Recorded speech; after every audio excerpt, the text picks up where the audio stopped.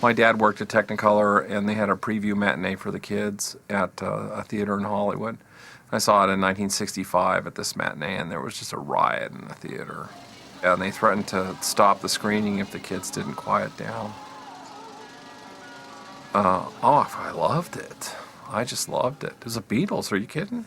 This is history. I mean, the Beatles, are timeless, and this movie's timeless. And, for future generations to be able to see this movie in the way it was intended to be seen, and not in the state it was in, seemed pretty important. I was loaned a print of Help back in the mid-1970s, and it was completely red and faded. And I looked at it and said, God, I wish I could work on this film.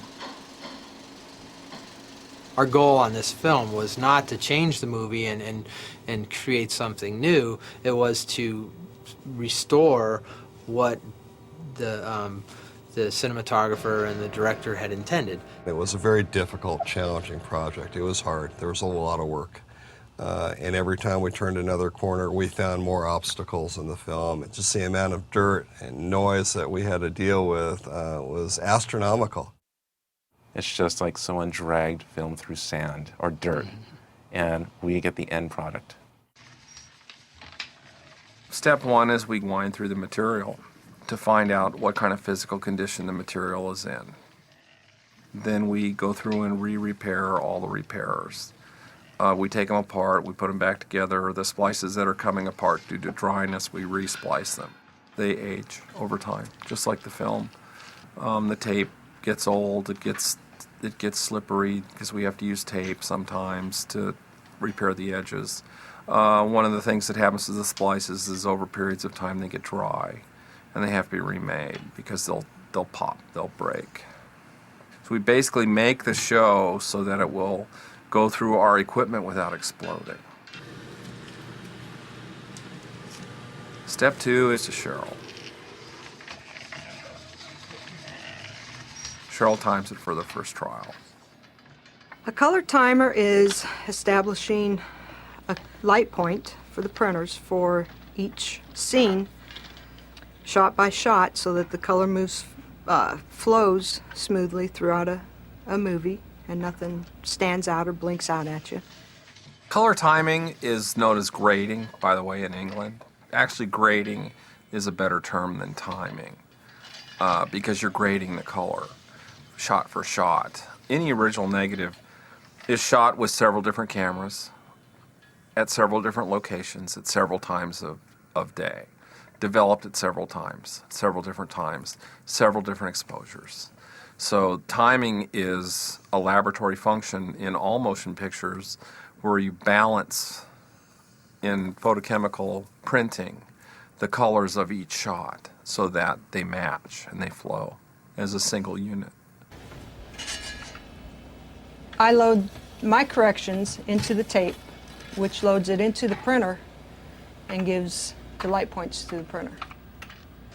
What this does, where it says printer control system, is it takes Cheryl's timings using an old antiquated tape system, and it applies Cheryl's timings shot for shot to the material that we're manufacturing. And the lamp house is here. And these are called valves. And what these do is open and close and regulate the amount of red, green, and blue light that reflects Cheryl's timings upstairs into the film, which is shot up through here and into the head. There.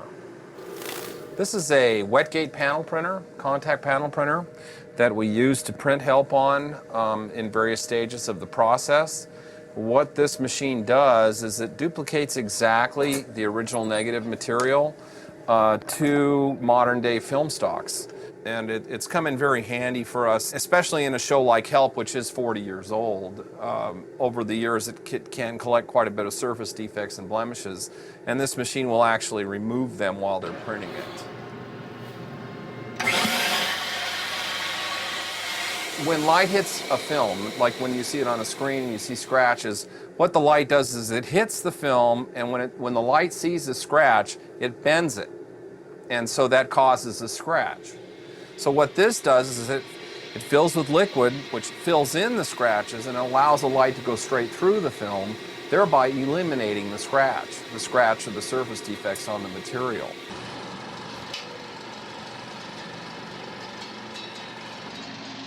The print that we manufactured, that we made, is every bit as good or better than any print that was ever screened in 1965. If you ran our print, you would think it was gorgeous. If you looked at it on high def, you would be shocked. You're looking at it with a microscope on high def because you're taking some huge image where it's completely spread out, and you're taking it and you're compacting it into an image that's that big.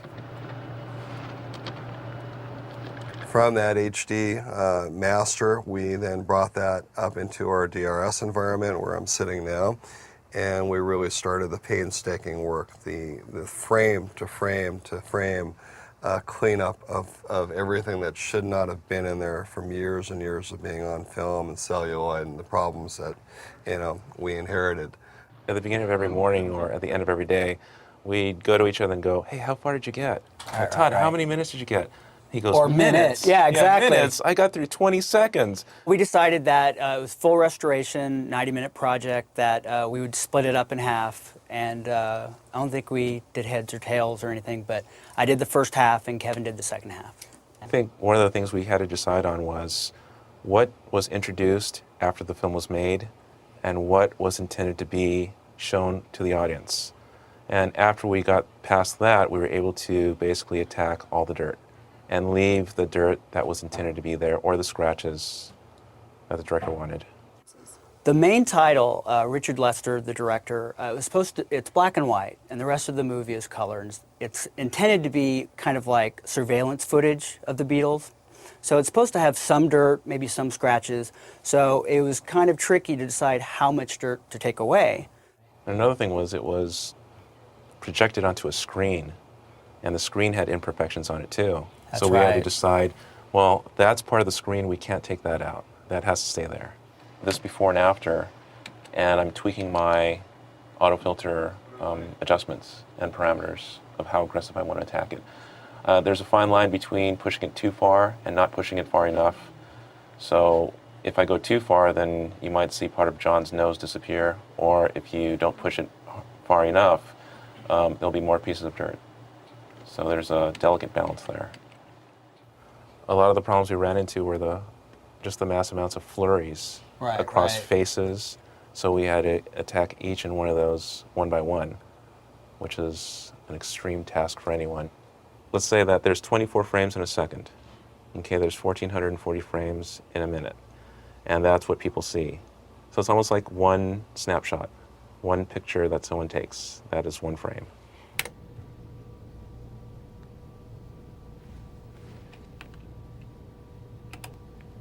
Once we get the movie into the box, into the computer, we scene by scene try to work on the whites, the blacks, try to keep the blacks black, not too lifted, too milky, get the contrast just right, which is the difference from brightness to darkness, get a nice balance, get the skin tone just right, the saturation, which is the overall color value, how much color you have in the scene.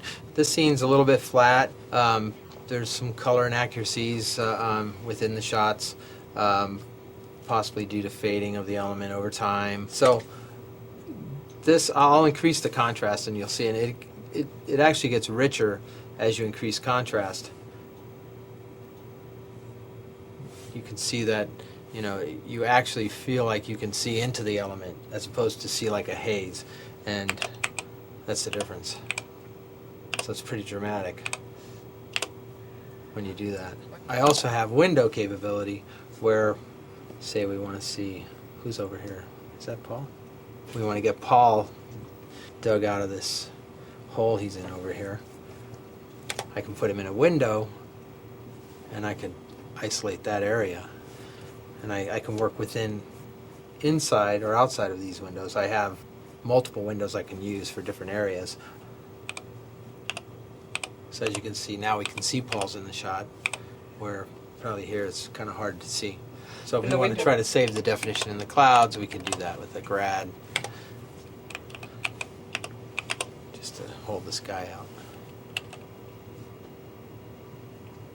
You sort of feel privileged working on a movie like this, something that's going to go on and go down in history. I mean, people will be watching this for years to come, and to know you had a part in that, it feels pretty good. I've been a Beatles fan since my parents dragged me off to Shea Stadium in the early 60s, and was exposed to Beatlemania.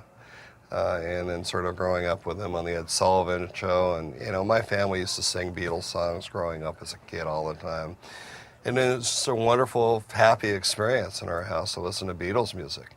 And to fast forward into my career a few years later, to be able to work on the restoration of one of the, you know, the two movies that they did, was just a great experience for us. To see it from the beginning, when it first came to us and where it is now, it was a good feeling.